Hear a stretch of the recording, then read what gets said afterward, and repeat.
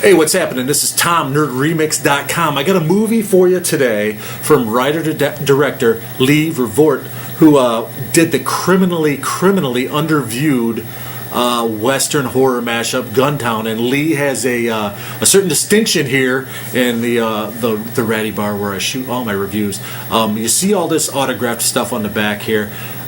This all started, the first autographed horror-themed 8x10 that was up on this wall was one that Lee sent me for Guntown when I met him on the old Fangoria message boards, and it's right up here out of frame, still hanging on the wall, Lee, still hanging proud, buddy.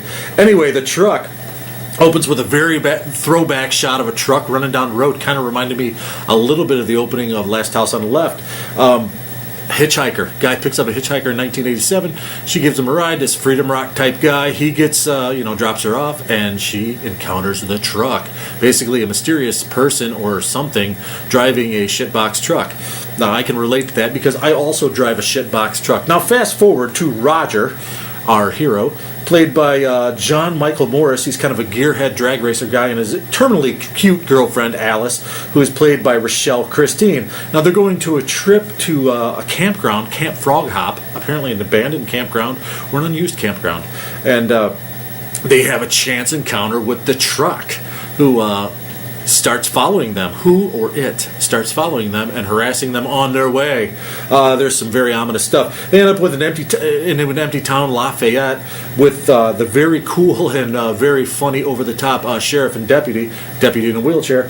Sheriff Bishop, played by Tim Emery, who's great in this, and his deputy in the wheelchair, Clarence, Andy Grace, plays Clarence.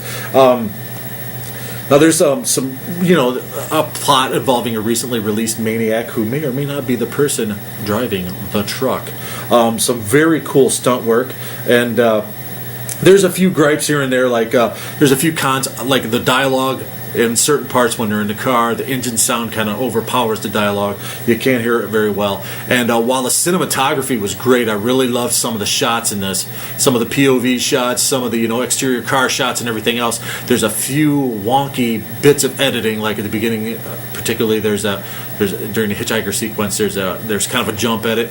But other than that, very cool cinematography and very convincing actors and very convincing characters that are well developed, which is cool for a movie like this, because I think half Lee wanted to write a cool movie and do a cool movie, and I think half he wanted to drive cars fast, jump them, and wreck shit. So you tell me. But yeah, the truck offers muscle cars, maniacs, and lots of mayhem. Some comic relief in the form of the sheriff and the deputy, and it's kind of a cool throwback to your road films of days gone by. I mean, it's part Christine, part The Hitcher, and part Race with the Devil. If you can wrap your mind around that, and part The Car, maybe The Hearse. There's a long lineage of films like this, and this one kind of makes an original take on it.